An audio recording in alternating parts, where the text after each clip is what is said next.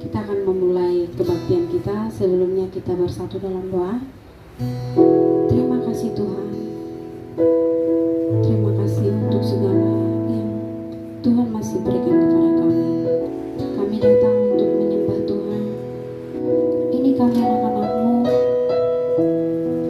yang ingin bersorak-sorai di tempat ini. Ampuni segala dosa-dosa kami Tuhan. Biarlah mulut kami mengucapkan terima kasih, bersyukur karena Tuhan Yesus baik. Haleluya, haleluya Tuhan. Amin. Kita bangkit berdiri. Kita mau menyanyikan sorak-sorai buat Tuhan. Lagunya Ku Diberi Kuasa. Haleluya.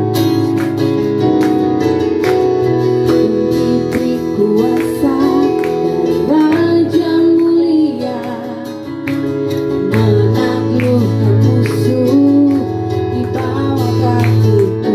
Semangat! Ku pakai kuasa dari Raja mulia. Bila apa ada bersamaku, siapa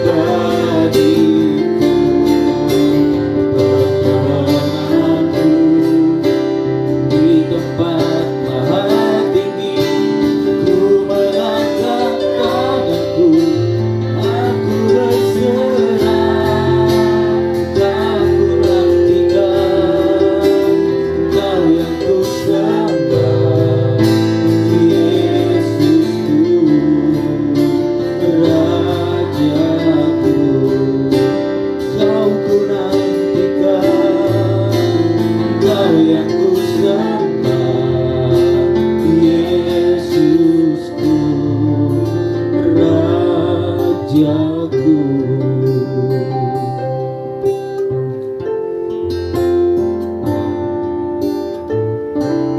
Inilah kami Tuhan, anak-anak-Mu Tuhan, yang datang ke hadirat-Mu di tempat ini Tuhan, yang dimana Tuhan kesediaan hati kami Tuhan di minggu ini Tuhan, menaikkan rasa syukur kami di pagi yang Kau berikan ini Tuhan.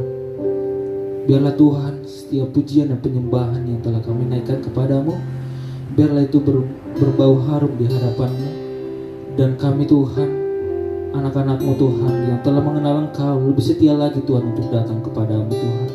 Tuhan, demikian juga Tuhan, sebentar lagi kami Tuhan akan mendengarkan sabda-Mu Tuhan. Terlebih dulunya Tuhan, Engkau rapi hamba-Mu nih Tuhan. Biarlah hamba-Mu Tuhan menyampaikan kebenaran sabda-Mu Tuhan. Terima kasih Tuhan, terima kasih Yesus. Terpujilah nama-Mu sekarang, esok, sampai selama-lamanya. Dalam nama Yesus, bersama-sama kita katakan amin. Puji nama Tuhan, shalom. Lebih semangat lagi, shalom. Haleluya. Semua sangat bersuka cita, amin.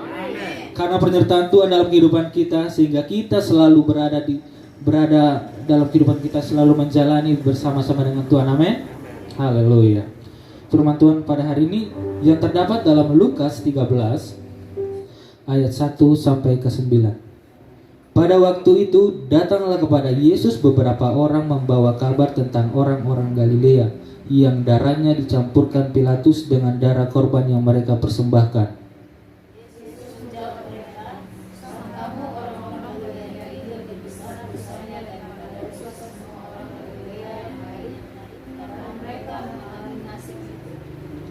Tidak, kata kepadamu, tetapi jikalau kamu tidak bertobat, kamu semua akan binasa atas cara demikian.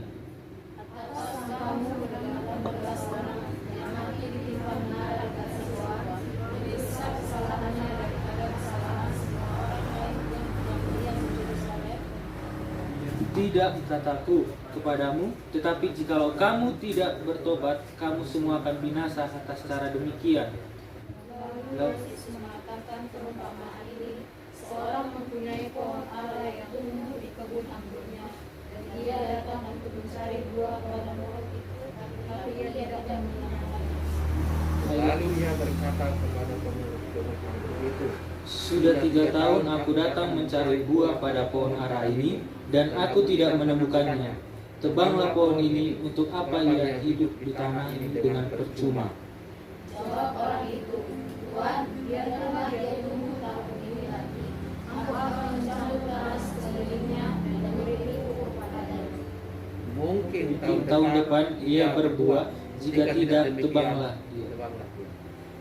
Nah saudaraku terkasih dalam nama Tuhan Yesus, saya mengambil tema yaitu kesempatan untuk bertobat.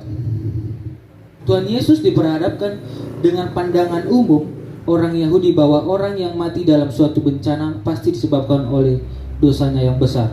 Nah, bagaimanakah tanggapan Yesus mengenai pandangan-pandangan umum? Di dalam ayat yang pertama ini, kita tahu bahwa Pilatus adalah yang dimana setiap orang-orang yang melakukan kesalahan, dia itu akan dihukum mati. Dan darahnya itu darahnya inilah yang dikumpulkan oleh Pilatus untuk yang dicampurkan kepada darah yang dipersembahkan oleh orang Galilea. Kekejian kepemimpinan Pilatus pada saat itu. Respon Yesus mengisyaratkan bahwa orang yang mati dibantai belum tentu karena dosanya yang besar. Kita sambung ayat yang kedua. Yesus menjawab mereka, sangkamu orang-orang Galilea ini lebih besar dosanya daripada dosa semua orang Galilea yang lain, karena mereka mengalami nasib itu. Jadi peristiwa yang kedua ini adalah orang-orang mati tertimpa, 18 orang yang mati ditimpa menara dekat Siloam lebih besar kesalahannya daripada kesalahan semua orang lain yang diam di Yerusalem. Jadi saudaraku terkasih dalam nama Tuhan Yesus, ke-18 orang yang mati ditimpa menara dekat Siloam itu.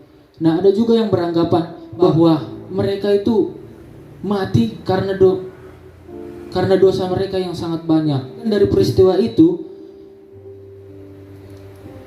Yesus memberikan respon yang sama mengenai dosa mereka. Ayat yang ketiga kita lihat, "Tidak, kataku kepadamu, tetapi jikalau kamu tidak bertobat, kamu semua akan binasa atas cara demikian." Penekanan pada firman Tuhan pada saat ini yaitu kita harus bertobat, mencari jalan yang benar di hadapan Tuhan. Seberapapun korban persembahan yang kau persembahkan, kalau dirimu saja belum kau kuduskan, kau belum tobatkan, itu semuanya akan sia-sia. Mari kita sambung dalam ayat yang ke-6. "Lalu Yesus mengatakan perumpamaan ini. Seorang mempunyai pohon ara yang tumbuh di kebun anggurnya, dan ia datang untuk mencari buah pada pohon itu, tetapi ia tidak menemukannya." Melalui perumpamaan tentang pohon ara, Tuhan Yesus menjelaskan bahwa kesempatan untuk bertobat masih diberikan. Seperti pohon ara ini. Pohon ara ditemui tidak berbuah sama sekali. Si pemilik kebun ini memberikan kesempatan kepada pohon ara ini untuk berbuah selanjutnya. Demikian juga kita, ketika kita selama ini sudah jatuh ke dalam dosa, selama ini terjerumus ke dalam dosa, tetapi Yesus memberikan kita yaitu kesempatan untuk bertobat. Dalam ayat yang ke-9, "Mungkin tahun depan ia berbuah, jika tidak tebanglah dia." Karena pertobatanlah yang akan menjadi kunci utama dalam kehidupan kita. Jadi saudaraku terkasih dalam nama Tuhan Yesus, kebenaran firman Tuhan mengajarkan kita supaya kita bertobat. Kita diberikan pada hari ini kesempatan untuk bertobat. Demikian kebenaran firman Tuhan. Tuhan Yesus memberkati. Maafkan kami Tuhan jika kami Tuhan berlakukan salah kepada-Mu Tuhan. Ampuni kami Tuhan akan kesalahan kami Tuhan. Beri kami kesempatan Tuhan untuk kami bertobat ke jalan yang benar. Mungkin pada saat ini Tuhan kami mengalami kegagalan, namun kami belajar Tuhan untuk mengenal Engkau lebih dalam lagi, untuk berjalan bersama-Mu selama hidup kami Tuhan, dan sampai selama-lamanya. Terima kasih Tuhan, terpujilah nama-Mu sekarang sampai selama-lamanya. Dalam nama Yesus, haleluya. Haleluya, puji nama Tuhan. Terima kasih untuk hamba yang sudah memberikan firman-Nya, firman Tuhan. Semoga kita di tempat ini bisa menerimanya dengan Roh Kudus ya, supaya kita lebih dalam lagi mengertinya. Kita mau mengumpulkan persembahan untuk Tuhan, kita berikan yang terbaik. Terima kasih Tuhan, terima kasih banyak. Kami telah mendengarkan sebagian daripada firman Tuhan. Biarlah firman itu menjadi pedoman buat hidup kami Tuhan Yesus. Tuhan, kami ingin mengumpulkan sebagian persembahan kami yang terbaik kepadamu. Kami telah menerima berkat-Mu minggu ini, kami ingin memberikannya kembali kepadamu Tuhan. Terima kasih Tuhan, terima kasih, haleluya, amin. Soraklah, haleluya, soraklah, haleluya, haleluya, soraklah, soraklah, haleluya, soraklah, haleluya, haleluya, haleluya, haleluya.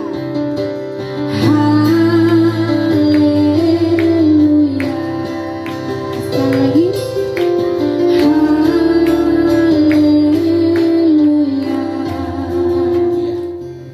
Saya semakin menikmati pujian penyembahan di rumah ibadah kita ini.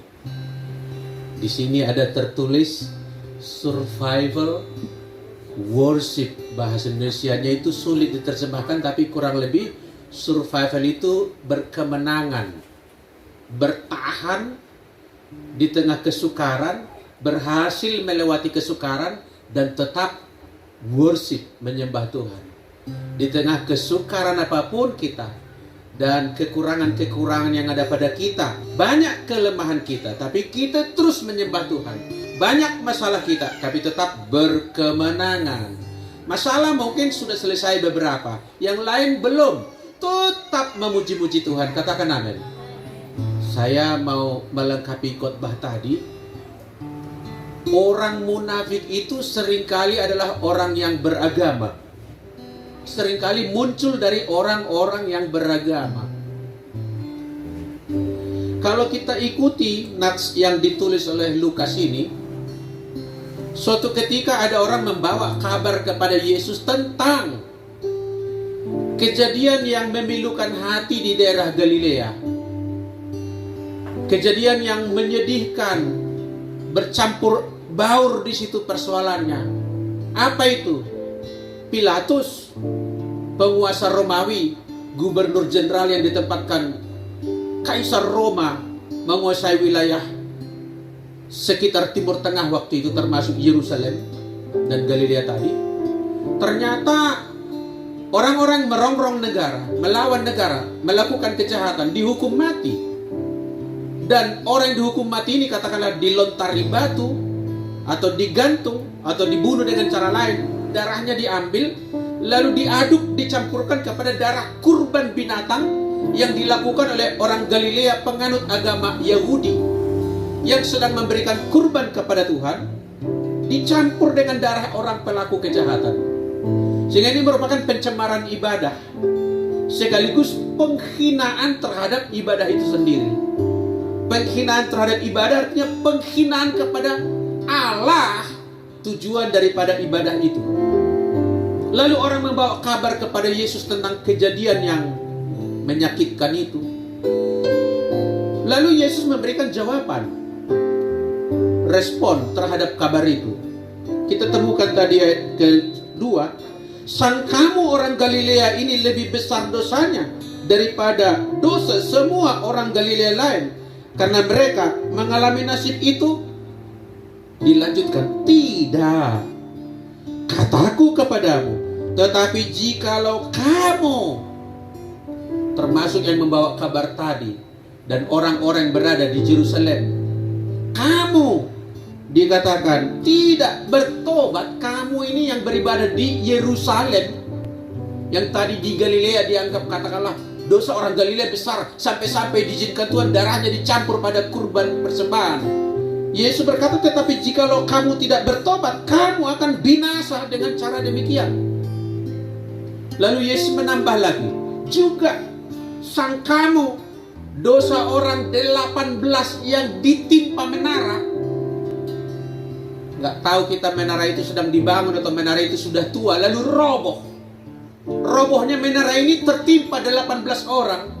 Mungkin cas-cisus gosip berkembang waktu itu, oh pasti orang itu tertimpa menara gara-gara dosanya besar.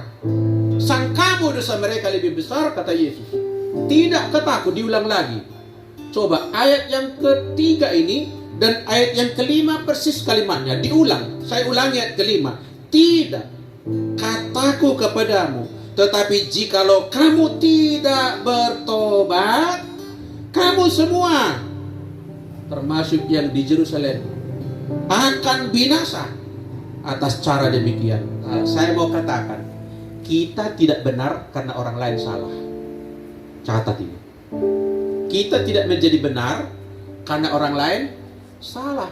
Jangan membangun lebih benar saya karena orang lain lebih salah. Emangnya Tuhan itu mencari dengan pola kalau tidak ada rotan, akar pun jadi? Enggak bisa. Tidak, kataku, jikalau kamu tidak bertobat, sekalipun kamu mengira dosamu lebih kecil, kamu juga akan binasa pada akhirnya dengan cara demikian.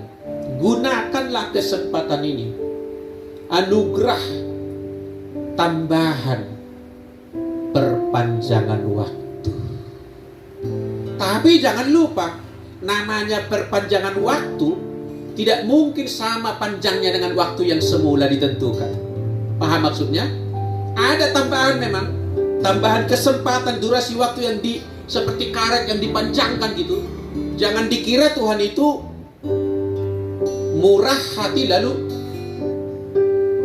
jual murah. Artinya apa? Dari nats Alkitab ini tadi sedang disampaikan oleh tabib Lukas ini, bahwa sekecil apapun dosa kita, pada akhirnya kita harus bertobat. Jangan stop bertobat karena aku lebih baik kok di keluarga ini. Untuk apa aku bertobat? Kan kesalahan mereka lebih besar. Untuk apa aku bertobat? Kan orang lain di kota ini lebih buruk. Penekanan saya dalam pesan pastoral ini adalah kita tidak menjadi benar karena terbukti orang lain bersalah. Tidak ada di antara kita yang sudah selesai dalam pergumulan dosa. Saya tidak merasa bahwa diri saya tak ada lagi yang perlu diperbaiki. Saya tidak merasa bahwa hidup saya tak ada lagi yang perlu dikoreksi. Saya tidak merasa bahwa pengajaran saya sudah sempurna. Saya pun tidak merasa bahwa penyembahan saya sudah oke punya, atau khotbah saya sudah keren punya, sudah sempurna. Tidak. Semuanya kita dipanggil untuk menyadari, tak usah membanding dengan orang lain. Lebih baik memeriksa diri kita masing-masing agar kita semakin baik di hadapan Tuhan. Amin. Bapak Ibu, selamat bergumul saudaraku terkasih yang menerima berkat Tuhan hari ini. Katakan terima kasih Tuhan. Yang berkata terima kasih Tuhan, saya ajak kita bangkit berdiri dan kita berdoa. Haleluya. Terima kasih Tuhan, berkatilah hambamu, anakku Eliezer Marbun yang sudah belajar menyampaikan firman Tuhan melalui mimbar. Urapilah dia, pakailah dia, dan kiranya Tuhan terus menambah-nambahkan hikmat-Mu kepada anakku ini, agar penyampaian firman Tuhan melalui dia menjadi berkat bagi kemuliaan nama Tuhan, menjadi berkat bagi banyak orang yang mendengarkan. Terima kasih Tuhan, dimanapun saja jemaat-Mu berada, Tuhan memberkati mereka. Dalam sakitnya Tuhan menyembuhkan, dalam susahnya Tuhan menghiburkan, dalam kelemahannya Tuhan berikan kekuatan yang baru. Dalam segala hal Engkau mencukupkan segala yang kami perlukan. Di hadirat-Mu ini kami berdiri menaikkan doa rasa syukur kami atas berkat-Mu bagi bangsa dan negara kami, dan terus bermohon kiranya Tuhan menuntun bangsa kami, memberkati bangsa kami, memberikan roh takut akan Tuhan bagi penduduk negeri ini, memberikan hikmat-Mu kepada para pemimpin kami, dari presiden dan seluruh jajarannya sampai ke tingkat desa.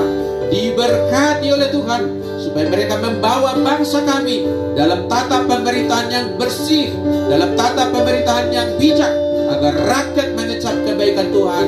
Negeri ini damai sejahtera, negeri ini mengalami kemakmuran. Tiada yang mustahil bagi Tuhan. Indonesia diberkati oleh Tuhan. Terima kasih Tuhan. Saudaraku terkasih yang beribadah di gereja maupun mengikuti ibadah ini melalui YouTube, saatnya kita akan menerima berkat Tuhan.